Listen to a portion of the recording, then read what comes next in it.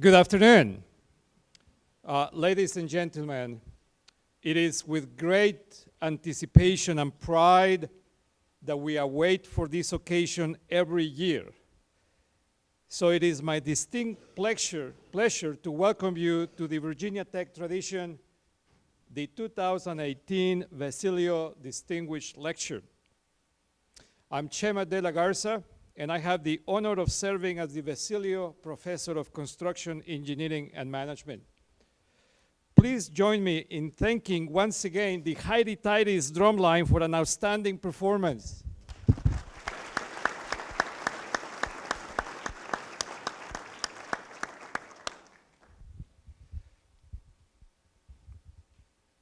Now, I would like for us to observe a moment of silence and reflection to pray for our civil engineering colleague, Mary Parks, who passed away this Tuesday.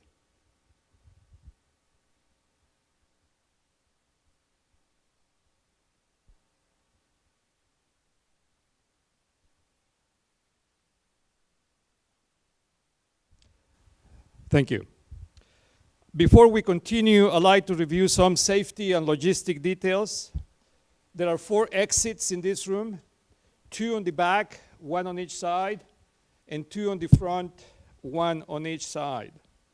At the end of the lecture, I invite each of you to join us at a reception right here on the ground floor. Now I would like to formally begin these proceedings by thanking the Vecellio family, whose endowment has made possible this lecture series, the scholarships, the fellowships, and the professorship. Thank you for all you do to support Virginia Tech, our students, and our program.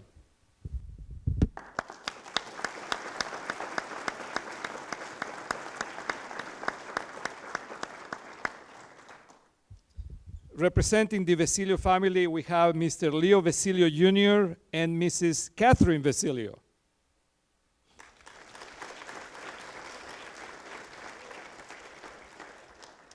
We also have Dr. Patricia Vecellio Cunningham and Stephen Cunningham.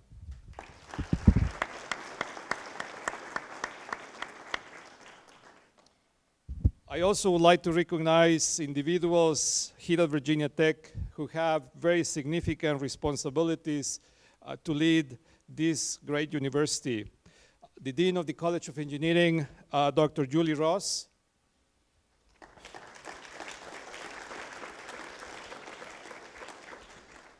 The head of the VIA, Department of Civil and Environmental Engineering, Dr. Sam Easterling.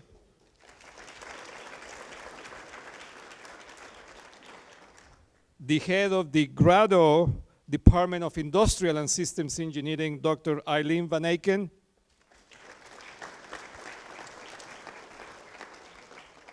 And the director of the Myers-Lawson School of Construction, Dr. Brian Kleiner.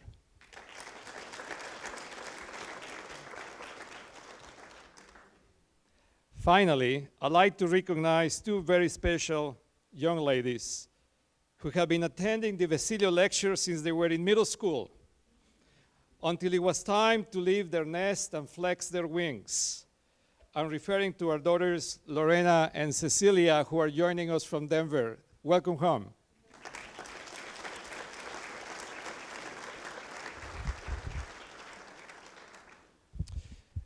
A very important component of the Vecellio endowment is the funding of scholarships and fellowships. Earlier this summer, and through a very competitive process, we selected 7 Vecellio undergraduate scholars and 1 Vecellio graduate fellow. I'd like to introduce each of these individuals to you now. We have first Brooke Boyer from Charlottesville, Virginia. She intends to pursue, after finishing her master's, the PhD program in our Civil and Environmental Engineering department. She enjoys backpacking, traveling, walking with elephants. Sydney Greenspan from East Brunswick, New Jersey. She's also will pursue the VSEM graduate program. She enjoys basketball, going to the beach, and watching movies. Rebecca King from Chesterfield, Virginia. She wants to earn her PE and work on deep foundation construction projects. She enjoys hiking, painting, and running. Danielle Lehman from Centerville, Virginia. She wants to become a roadway design engineer. She enjoys hiking, time with friends, and watching NFL games.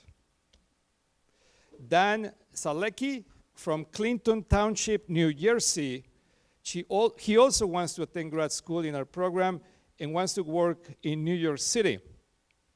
He enjoys cycling, traveling, and lifting bikes. Lucy Travers from Roanoke, Virginia, will pursue her PE, and she wants to work for a company that has a great culture. She likes cooking and eating Virginia Tech food. By the way, Virginia Tech food is ranked #1, so I don't blame you. Aaliyah Warren from Abingdon, Virginia, wants to pursue her PE license and wants to combine a career in transportation and construction management. She enjoys hiking and road trips with her friends, as well as yoga. Robert Witt from Fayetteville, North Carolina, will also obtain his graduate degree in construction engineering and management and enjoys hiking, volunteering, and cooking. Please join me in congratulating these amazing students at Virginia Tech.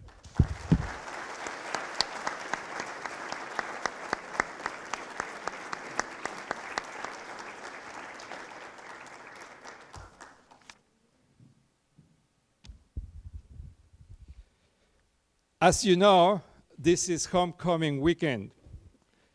Today's Vecellio lecture is extra special because it marks the 50th anniversary for 3 outstanding alumni. I would like to introduce a great friend of Virginia Tech. He is a 1968 graduate of the Civil Engineering Program and the Corps of Cadets. He was the Chief Justice of the Honor Court. He commissioned into the Air Force as an officer and proudly served our country. Ladies and gentlemen, I present to you Leo Vecellio Jr. and his wife, Catherine.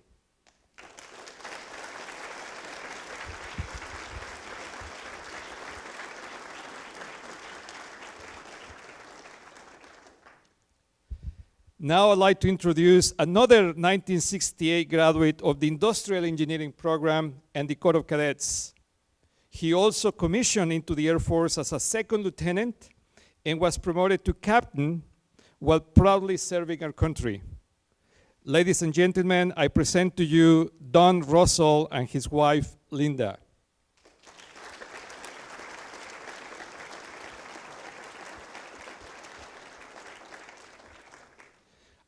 By the way, Don and Leo were roommates back in 1968. I have come to learn that we have among us additional graduates from 1968. And if you are here, I know Ron Gargano is here. Would you please stand and be recognized?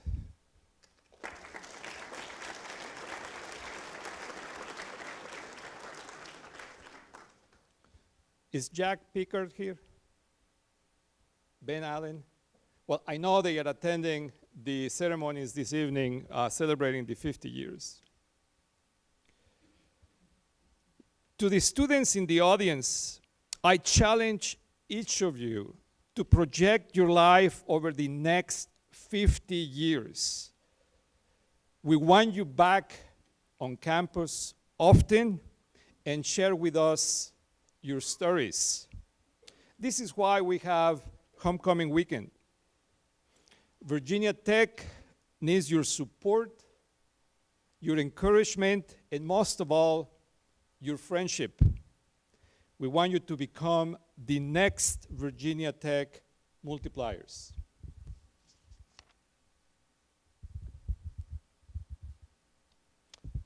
Now to our guest of honor. Wayne Crew is the General Secretary of the National Academy of Construction. Being elected to the Academy is a high honor signifying leadership and career-long contributions to the industry. Prior to his current position, he was the director of the Construction Industry Institute, a renowned research institute located at the University of Texas. Early in his career, he served in project engineering positions for Amoco Chemical Corporation and for Michigan Chemical Corporation. Later, he served in executive positions for Technic USA and KBR. He holds a Bachelor of Science in Civil Engineering from Michigan State University, a Master's in Business Administration from the University of Houston, and is a licensed professional engineer in Michigan. He is an active member of the ACE Mentor Program locally and nationally. He has also served in many capacities in his church and with the Boy Scouts of America. Working with Virginia Tech faculty in the aftermath of the tragic 2017 campus shooting, Wayne Crew created a graduate best practices class taught by industry practitioners. This course has now been adopted by a dozen universities and has graduated more than 1,000 students. Wayne has been married to Rivana for over 40 years. They have 2 children and 2 grandchildren. Wayne is a recreational bike rider. He and Rivana enjoy playing with the grandkids and an occasional round of golf. Ladies and gentlemen, please welcome the General Secretary of the National Academy of Construction and the 2018 Vecellio Distinguished Lecturer, Wayne Crew.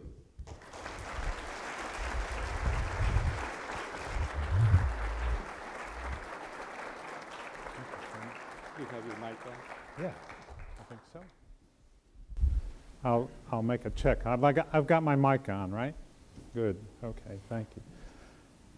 Good afternoon, and thank you, Dr. De La Garza, for the kind words of introduction. As Dr. De La Garza said, I was here, I think the last time I was here was 10 years ago in the second offering of the course, but we developed a course working with the Virginia Tech faculty on best practices and to be taught by industry professionals, and we did it here. We actually, the first course we had to wrap around football season because we didn't really get it designed until the summer. Most of the summer was over with, and so it was 3 weekends, Thursday at 1 o'clock till Saturday at noon, and just to get the students to come, I don't know how much money we spent on pizza and soft drinks, but anyway, it proved to be successful, and I have a really big warm spot in my heart today because of the friendships that I developed because of that. So I want to say thank you to Virginia Tech and to the Vecellio family, to the students, the faculty and the staff for this honor to make me the Vecellio Distinguished Lecturer for 2018. It's become a best practice in the industry when we start these things that we start with a safety moment. And so here's my safety, here we go. Here's my safety moment. You can see my construction crew here at the house where we have a little construction going on, and there's nothing better than a pile of dirt for 2 kids to go out and play in. So I've got them started with their PPE. Part of it from at the top, I haven't managed to get them to do it down, and I'm hopeful that one of them will get to be an engineer one of these days. We'll see how that goes. The reason that I'm showing you this is I want to give you 2 reasons that I want to stay safe, okay? And so there's Henry, 3, and Caroline, 7. Those are 2 of many reasons for me to want to stay safe. And there's also something you ought to know about me, and that's that I'm prone to at-risk behaviors, okay? So if you see me walking across the street and I'm returning a text or I'm doing an email or something, just please stop me say, Wayne, Mr. Crew, Wayne, whatever you want to call me, hey you, I don't care. Stop me and say, please, put your phone up. It's not safe. Wait until you get to a safe place to use your phone. And then I promise if you'll do that, I'll be much better off, and I'll also promise you that I'll do the same for you, okay? Because I think it takes that kind of caring and that kind of commitment, that kind of teamwork for us to go through this world and in this industry without becoming a statistic, right? Okay, so I want to frame today by just talking a little bit about the trajectory of our industry. The velocity of change, the acceleration that's going on in this industry is absolutely incredible. I mean, I've never seen anything like it, and it just gets quicker and quicker and quicker, and you all, particularly students, don't notice it, but us, at least us old people, we really notice how quick things are changing, right? And as those things change, it's our job, right, as engineers and constructors to facilitate the sustainable, affordable development of infrastructure and housing and those kinds of things that change is bringing about. So what's going on? Well, we're getting new learnings every day, right? So I actually passed my reinforced concrete design course at Michigan State way back in 1972, and who would have thought, did I say sustainable, by the way? Who would have thought Portland cement's not a sustainable material? We built everything out of Portland cement back in 1972. But how much energy does it take? What kind of carbon footprint is it? And today we know that it's not a sustainable material for us to be using. And yet when we look around, I bet we can find it in everything there is. New learnings happening all the time in our industry. The World Economic Forum reports there's 200,000 people a day, 200,000 people a day, more than in this auditorium, like 100 times, 100,000, I don't know, lots of times in this auditorium, moving to cities, moving to urban areas, okay? And they are going to move, and they're going to need affordable and sustainable and healthy housing and infrastructure. And who's going to provide that for them? That's our job, right? Our job, 200,000 a day. Baby boomers are almost gone. Yep. So we'll be leaving the industry here. We all know that. But the next bubble behind the baby boomers, the millennials, right, are graduating now out of college. Millennials maybe, yeah. And as they graduate, that number of college graduates, because it was a big bubble, is going to start coming down. So we're going to have less and less people coming out of school and moving into the industry, right? So somehow or other we got a capacity deficit if we think about it just based on kind of equivalent people in our industry. And we add to that, the birth rate in this country in 2008 dropped 15%. Boom. We had a Great Recession, birth rate dropped, boom. So if we add 18 years to that, right, so 2026, not only has the number of college graduates been declining, but now we're going to have a gap, another 15% gap of people going into colleges. So 4 years after that, another 15% drop of people coming out of colleges. Our industry is fairly inefficient. Fragmentation, well, it's fragmented. The average size is quite small in our firm. So the barriers to entry to get into this business are pretty simple. I think a cell phone, a pickup truck, and a shovel, and you can probably call yourself a construction company, right? So barriers to entry, small size of firms, fragmented, moving practices from one region or one project even to another project is extremely difficult, and we have a fairly confrontational contracting process in this industry, right? So who's going to be at fault if something goes wrong, and we're all trying to protect ourselves. So if I kind of summarize what the industry looks like, it's the demand is growing, the capacity is measured by individuals is shrinking. We're pretty inefficient, and yet we're expected with this growing demand to provide sustainable, healthy, affordable housing and infrastructure for the population as it moves around. So if this were a classroom, I might take a poll and see how many of you all think we're actually going to be able to do that. But in this case, it might take longer than I was given to give the lecture. So I'm just going to answer the question, okay? I think the future's so bright we got to put on shades. If you haven't, you can Google that song if you want to. That is an actual song from the 1980s. But here's why I think that. There's an explosion in technology today. Have you all turned on and looked at bricklaying robots on YouTube? Yeah? You remember Sigourney Weaver fighting aliens with exoskeletons? Well, they exist today, right? So pretty soon we're going to have people with exoskeletons picking up double random lengths of pipe, putting them up in pipe racks, right?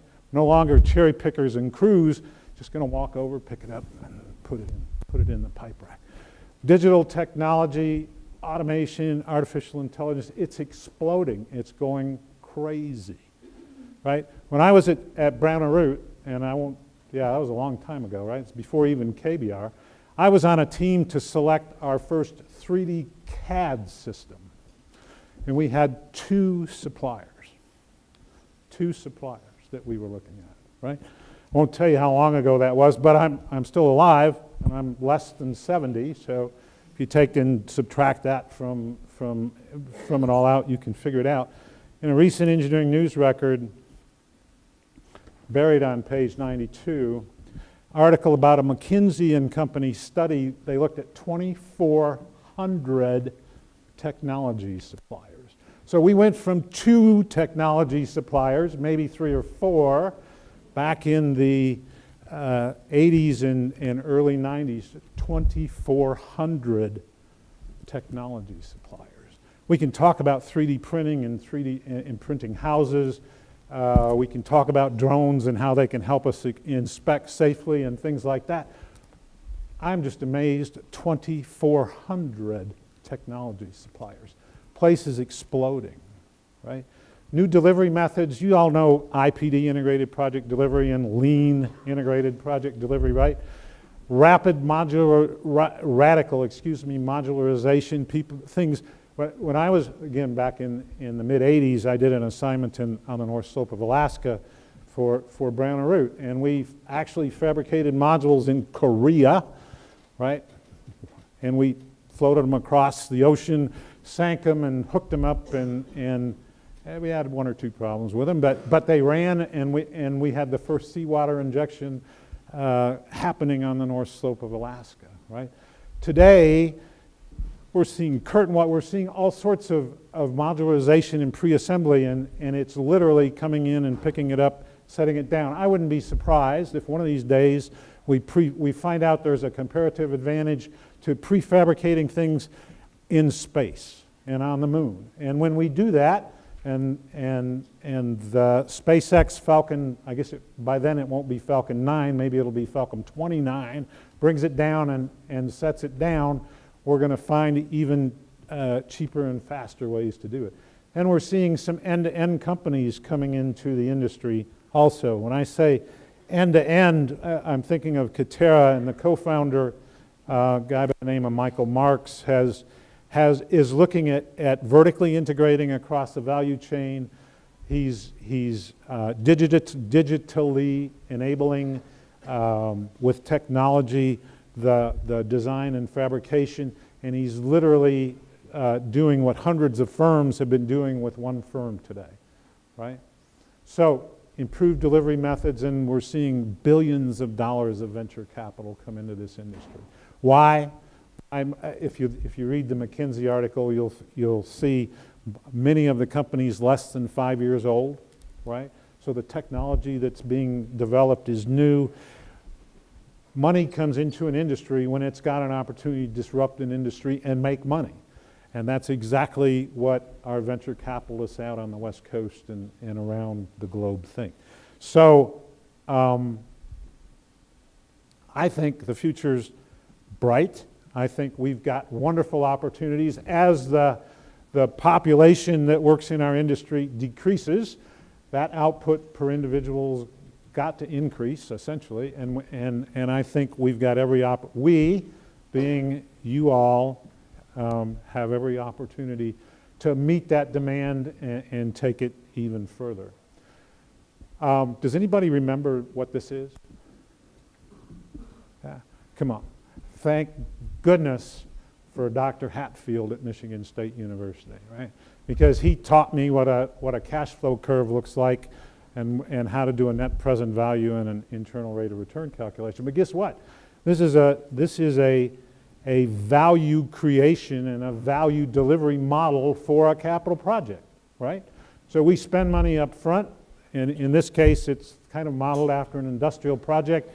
We start planning at time zero. It takes us 3 years to get through the design and procurement and construction, and then we start it up and we start bringing income in.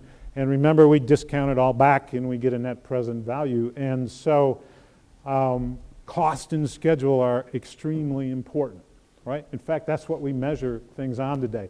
And the reason I put this up here is I actually had this. I was sitting in my office when I was the director of CI, and I had this idea, we got to talk about net present value and value creation in this industry. Because everybody says we can't do it, and we got to figure out, and you forget about these things. You get into the fray of working with people, and you forget about this is. So cost and schedule. And then when we add safety to it, because everybody will tell you that safety, cost, schedule are kind of the three criteria that we get judged on. I'm going to tell you this is important. I'm going to tell you that this cost influence curve is important. Now, I realize I just jumped concepts on you here, so let me talk about the cost influence curve for a minute. We adopted this at CI early in CI's life from the automobile industry, and it basically says when we make decisions early in a project, we have greater influence on the cost. It also applies to the schedule of a project. So when we talk about planning, and there is conversation in the industry today that our planning models don't work, they don't work fast enough, they're not flexible enough, et cetera, et cetera, et cetera. This cost influence curve is not going to go away. And so cost and schedule, cost influence curve, the ability to make decisions, correct decisions early, right, and safety are the things that you're going to be judged on when you get out into the industry and you're building capital projects. Right? That's pretty much kind of simple, right? Or maybe not quite so simple. So what I wanted to talk to you some about today is zero accidents, and I've heard it called zero incidents, incident and injury free, left of zero, target zero, lots of conversation going on about zero in our industry. Right? So I want to talk to you about the fundamentals there, because safety and your ability to keep your project people safe is one of the key elements of what your responsibility is going to be and your accountability is going to be when you go and deliver a capital project. Okay? And it doesn't matter whether you fabricate it on the moon and fly it in and set it down, you're still going to have people on the job site hooking things up, right? And getting them ready to start up and starting them up. So you're still going to have people on your project, maybe not as many. Maybe you'll have a few robots on your job site, but you're still going to be responsible for those people on your site and keeping them safe. And so I want to talk to you about zero accidents, and I want to talk to you also about front-end planning and where that cost influence curve comes in as best practices. So I'll start with zero accidents, but I guess the question I wanted to ask you as I was getting started there was, how many of you believe zero is possible? Oh, we got a few. Yeah, we got a few. I came into the industry in 1972, and so yeah, you can count how many years that is. And injuries were simply a part of our job. Okay. we were sending, well, we don't have statistics for 1972, but the earliest statistics I've got is 1989, and our total recordable incident rate, or the number of people per 100 people on our projects that were having to go to the doctor every year, between 14 and 15. Can you imagine that? 14 people on your project, that means 86% efficient already, right, or productive already, 14 people on your project going to the hospital. And in addition to that, if you took a look at a little more severe, like we called it a lost time incident, today it's called a DART. If you looked at that, the number was 7. So over 7 people hurt severely enough on a construction project in this country that they could not fulfill their normal duties. We dreamed up light duty, and we dreamed up things to make them productive. But just add them up, right? 21% of our people injured enough to have an impact on our productivity, have an impact on our costs on a project. 21%. So if we wipe out like the first 4 rows over here, then you guys wouldn't have to do any work because you'd be hurt, right? And then the rest of us would try and make up for what you were doing.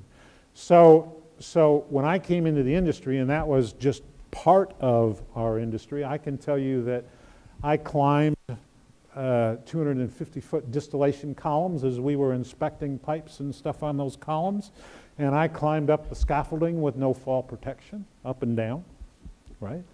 I went into confined spaces with no permits, no sniffing to see if the space was safe, no hole watches, no nothing, right? We knew when we worked on electrical panels and stuff, we should flip the switch, right? When you work on a light or do something, you flip the switch before you do that. But there was no formal lockout and tagout process when I came into the industry to do that. So zero was kind of difficult for me to swallow, right? How in the world are we ever going to get and think about zero?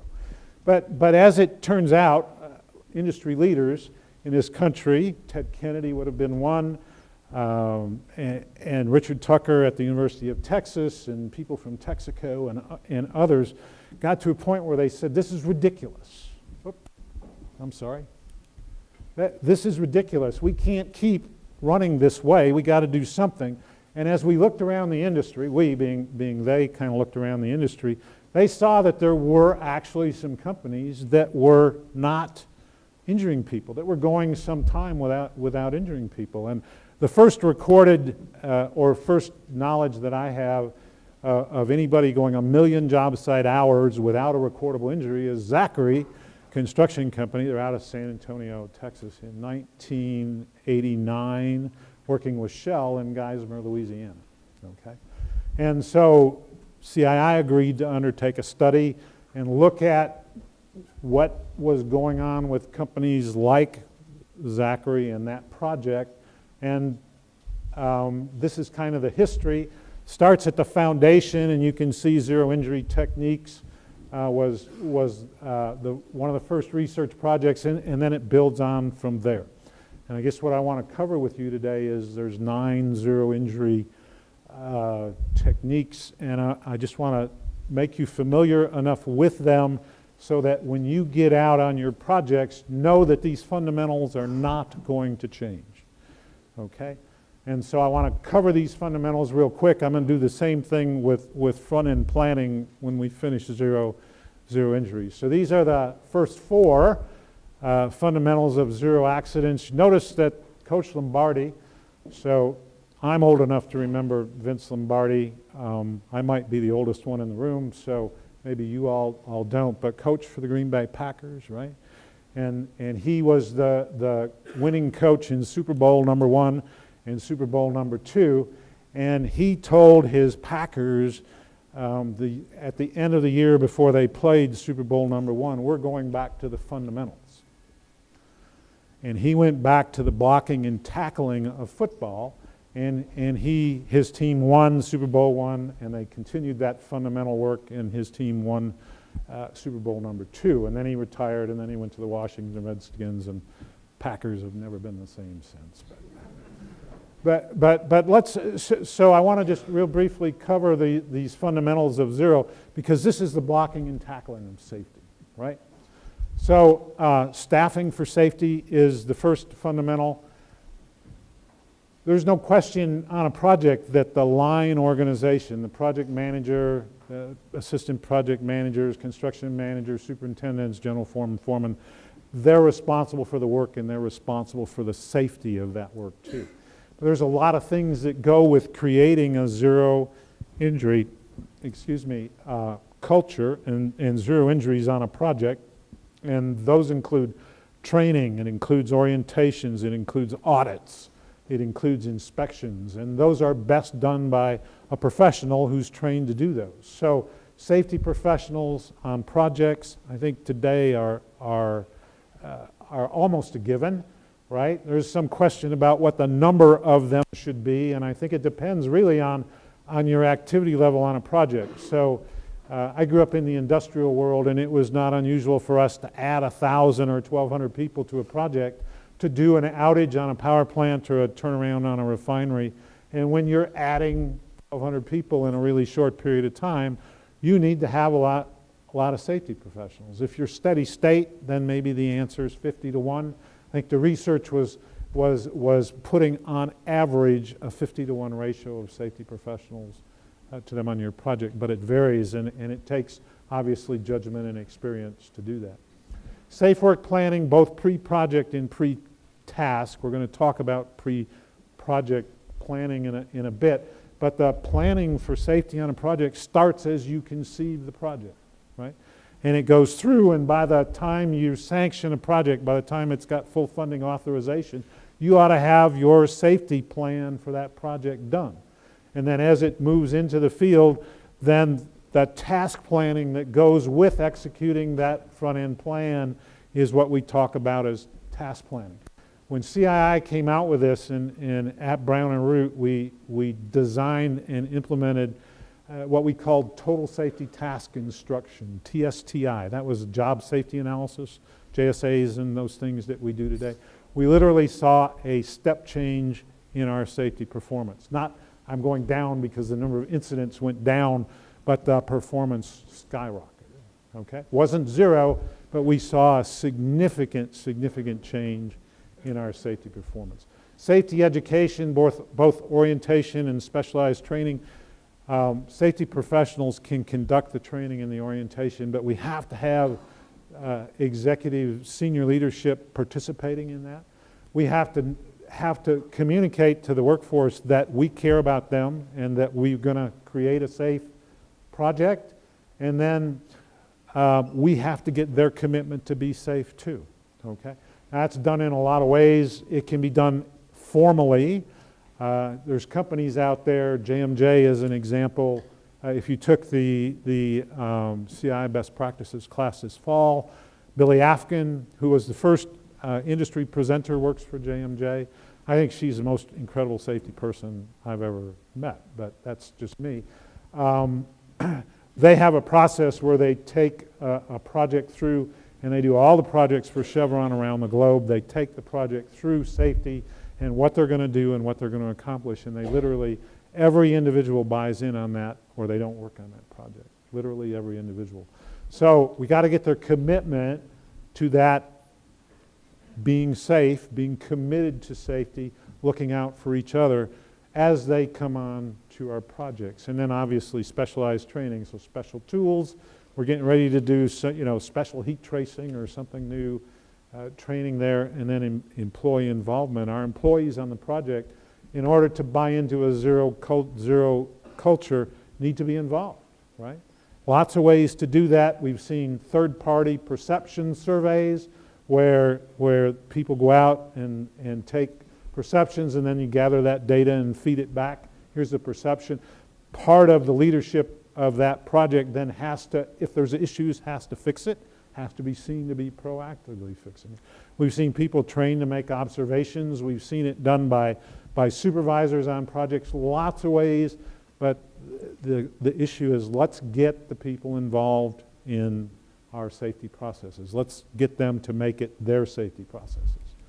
Okay, evaluation and recognition. Every person on the project ought to get a performance appraisal at least every year, right? Pretty standard practice. What a wonderful opportunity to talk about safety with them. 95% of the time, not an issue. Opportunity to praise those individuals for their safe behavior and their leadership in your safety program. 5% of the time, what a wonderful opportunity to counsel and coach individuals who need counseling and coaching in safety. Contractor selection and management, we want every person on that project bought into the zero injury techniques we're going to employ on that project. So we've got to, when we have sometimes hundreds of subcontractors on projects, we have to make sure they're bought in and their processes and people include the use of zero injury techniques. Accident and incident investigations, so it's near misses, major accidents, all accidents. What's the root cause? You find out the root cause, it's more than that. It's communicating it back to your workforce. Here's what happened. Here's what we're doing to fix the situation. Let's make sure it doesn't happen again. Literally around the world, I've never found anybody who wants to get hurt on a project. You know, you go to somebody in Africa on a project and you hire them in. True story. We were doing work at a refinery in South Africa. We started to hire the workforce. The workforce comes in. They've got no shoes on. They've got no shirts on. And we're going to work safely, right, in the middle of a refinery. But you talk to them. Do you expect to get hurt on this project? No. Do you want to get hurt? No, I want to go home and see my family. It's Africa, Asia, Europe, North, South America. It's all over the world. People want to go home safe, right?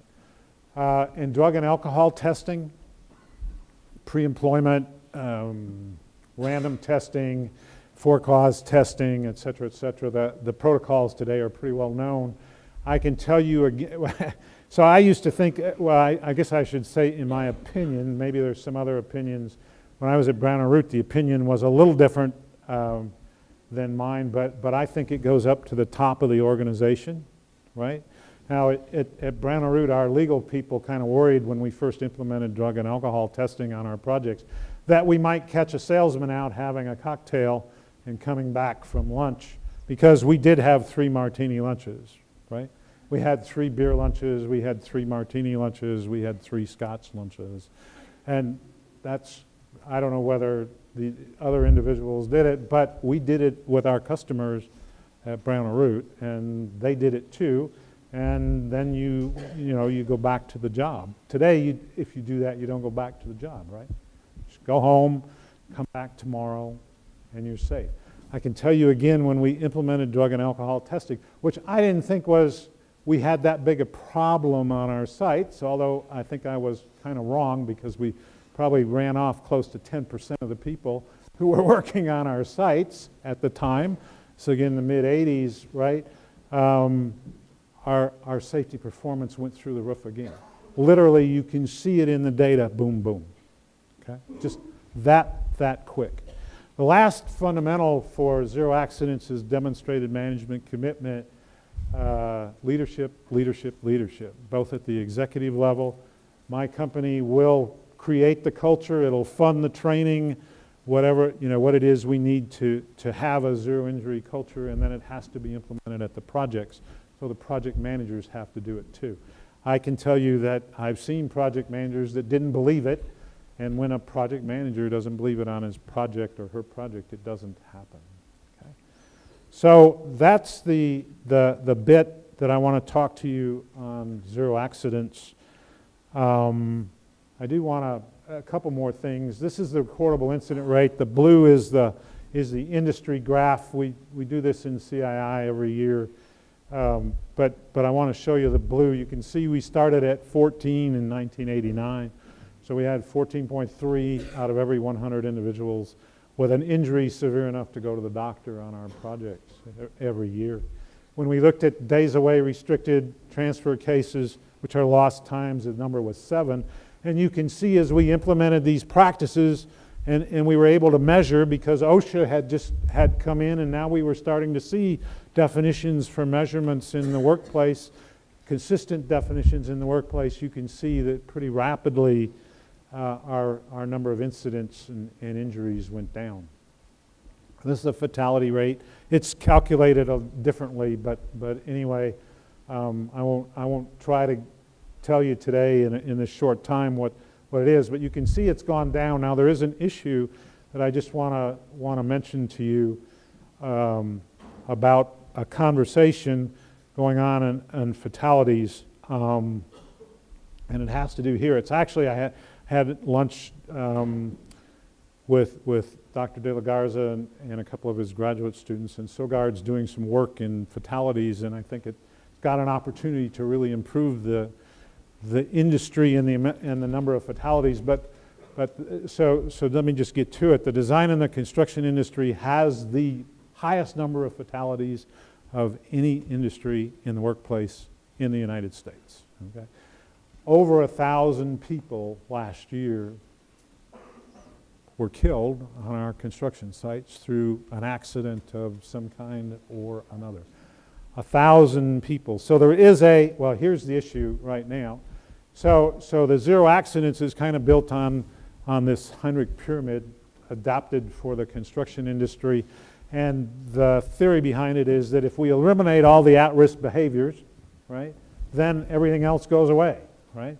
If nobody's doing anything at risk, then nobody skins a finger, nobody breaks a leg, nobody falls and gets hurt. But for some reason, something else is going on because we've been working really hard at this, and we see incident rates for doctor visits, the recordable incident rates, and for lost times, the DART incident rates declining, but we're still having a number of over 1,000 every year of fatalities on our project sites. So there's a conversation going on, it's recognized. I think I just want to say that. Leading companies today, at least Shell, Chevron, Dow, those industrial companies have protocols in addition to their safety programs that they're going through to look at the elimination of fatalities on their projects. Extra protocol appended on. If you don't think zero is possible, this is I borrowed from the Zero Injury Institute in Houston. The velocity of zero, this number one in 1989 was Zachary and Shell, 1 million man-hours with no recordable incident rates.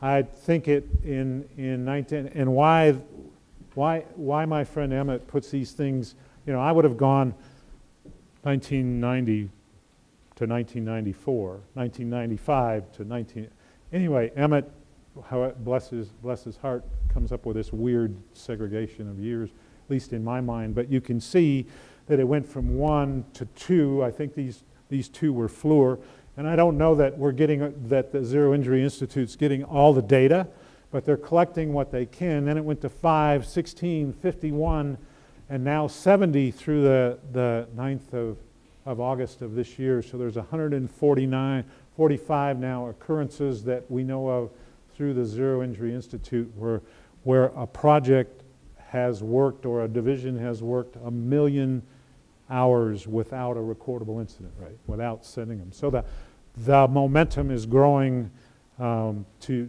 become zero. Okay. So fundamentals of safety. You will be accountable for safety on projects as you go do them, and so that's it. So front-end planning. We've got 9 rules for front-end planning. Remember, the earlier we plan, the better off we are. So we look at the 9 rules. You had a defined process. Makes kind of sense. Here's the feasibility, the concept, and the detailed scope. Right? You have tools to help you measure how well you do that and where your risk points are. PDRI is the Construction Industry Institute one.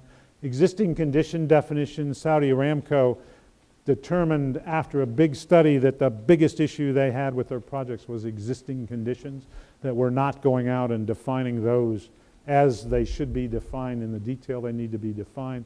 Contracting strategy, we don't wait until we get to the field before we develop our contracting strategy. It's part of the front end. Alignment at all levels. So just to give you a quick story here, how many of you all have installed a ceiling fan at home? Yeah. So did you talk to your wife and make sure you bought the right ceiling fan and all that stuff before? When I talk about alignment, I'm talking about alignment from the top of the organization to the bottom.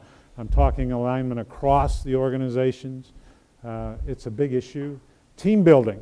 I ask people on projects if they're doing team building, and I get this. We're doing this beer drinking team building after work, right, where we stop and have a few beers, and that's our team building. And that doesn't, I don't say that doesn't work.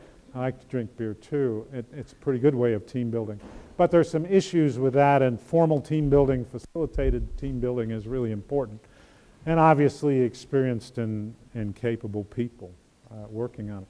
And again, the biggest rule on front-end planning is leadership, leadership, leadership. Leadership at all levels of the organization, both at executive and down below. Okay, I realized I blew through that quick because I got cranked up on the safety piece. But here is the data on front-end planning. The research shows that a front-end plan ought to cost 2 to 5%. So if you've got a $100 project, you're going to spend 2 to 5% of it on the front-end planning, $2 to $5, and you're going to get $3 to $10 in payback. You're going to get 6 to 25% cost savings, 6 to 39%. So again, when you think about value creation and delivery for your projects, time and money are important. Okay, so there's some people who actually think I have somewhat of a unique perspective on a project because I've been in academia, and I've been in a contractor, design and construction world, and I've been in an owner world. So I thought I would just give you a couple of lessons, and I want to go back again to this. When you get yelled at because you're behind schedule, right, there's a reason. It's because you're destroying the value that was expected to be created by that project. And so this was a huge lesson for me. I thought people just didn't like me. but it turns out that I was that's not the case. I think you need to lean into discomfort. So as you get out in the industry and you start doing these things and you're looking to how you apply these things on your project, it's going to be pretty uncomfortable because we get used to doing calculations and coming up with answers. And we got an answer and we know to 2 decimal points what that is. And you're dealing with people out there. So you got to lean into that. Surround yourself with brilliant people as you get up in your organization. Best example of that I've got recently is we did an annual academy meeting just 3 weeks ago in San Diego, and we completely redesigned the meeting. We redesigned the meeting, and we had people assigned to do whatever they do, and I had to get out of there. Because if I'm there, I'm going to look at and do everything and be involved in everything. And so I just left for the summer, and amazing how that all came together. But I've got brilliant people on the academy staff. This business is all about relationships. Relationships come with integrity. So I maybe should have said integrity, I don't know. But if you don't have integrity, you don't have relationships or good relationships, you're not going to be successful in this business. So work on them. Give back. I work, as you know, with the ACE Mentor program, or at least Dr. De La Garza told you that. I get down in Austin, I get to work with 50 of the most brilliant young people I've ever been around, and I'm just happy they let me hang around with them. Every once in a while I come up with an idea, well, maybe you better do this, maybe you better do that. But the time I spend with them is invaluable for me. Hopefully they get something from it. At your church, at the Boy Scouts, Bridges to Prosperity, Engineers Without Borders, in and out of your career, you're going to have opportunities to work and bring value to other organizations. And I encourage you to do it. It, for me, has gotten more for me than I can tell you I've put into it. Your mouth matters, and so I won't give you too much of a story here. I told you earlier I went up to the North Slope of Alaska and did a project up there, and worked in. The people that I worked with were incredible, really smart. There was one mechanical engineer in particular, so I won't name any names or anything. I haven't seen him in probably 40 years. He was brilliant. He knew everything about every piece of rotating equipment from every manufacturer that ever existed in this world. And when you needed to know something, when you needed to know how to put it together, when you needed to know how to make it run, you went and saw Jim. Now, the only problem was every word out of Jim's mouth, second word started with an F, right? And so nobody wanted to talk to him, okay? That's important for you to know because it's an easy habit to fall into, real easy habit to fall into. And I think what comes out of your mouth reflects what's in your heart, and you just need to be really careful with that as you go forward. And then the last lesson I have is to take your hard hat off in meetings. So my last lesson, right, I'm a young engineer working for Amoco on their first olefins project in Chocolate Bayou, Texas. We're in the middle of commissioning and starting it up. And I meet my wife, right? So we go out Thursday night or whatever, we're dancing, doing whatever, stay up most of the night, get picked up, go to the job site early the next morning. We're in the trailer for our morning commissioning meeting, and I've got my hard hat on. And it's warmer and it's warmer as more people come into the meeting. And I doze off, and my hat goes rolling across the floor. So wide awake after that, no more problems with ever wearing my hard hat again. But at 25 or so, experiencing the most embarrassing point of a 40-plus year career, just a word of caution. Take your hard hats off when you go into meetings. Okay. So I just want to say thanks. What a privilege it's been for me to be here. I know 10 or 12 of the individuals who are past lecturers, and just to be considered up here with them is a real privilege. So thank you.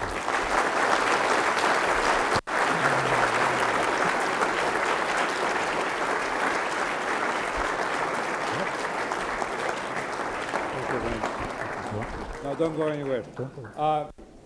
We have a few small tokens to show appreciation to Wayne Hughes for having spent a day and a half with us at Virginia Tech and presenting this Vecellio lecture.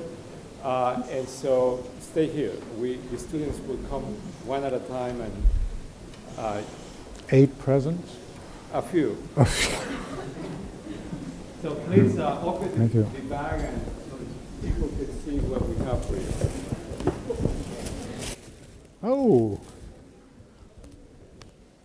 thank you. How awesome is that?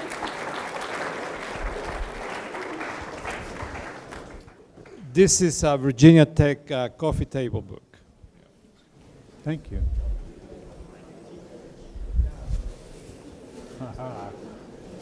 So this is the one I'm going to put a strap on. Yeah. Keep it on. Keep it on. Keep it on. I need a strap. I don't wear these without this. There you go. Yeah. Thank you.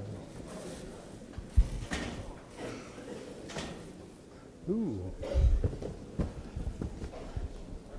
If it's not raining when I get home, maybe we'll put this. Yeah, thank you so much. You're quite welcome. Thank you.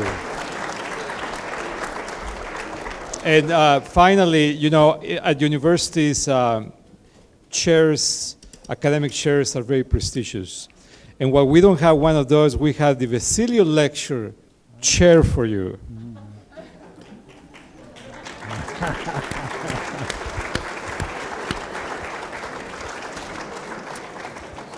So does this collapse to the overhead? Thank you so much. Yep. Mr. Wayne A. Crew, 2018 Vecellio Distinguished Lecturer. Thank you so much. Thank you. Thank you.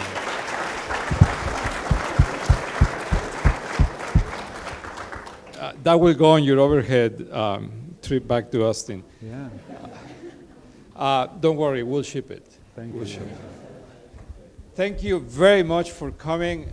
We do have a reception downstairs. And for those students that are here, when I was in your shoes, I used to make dinners out of these receptions. So you can make dinner out of today's reception too. So join us downstairs. Thank you for coming.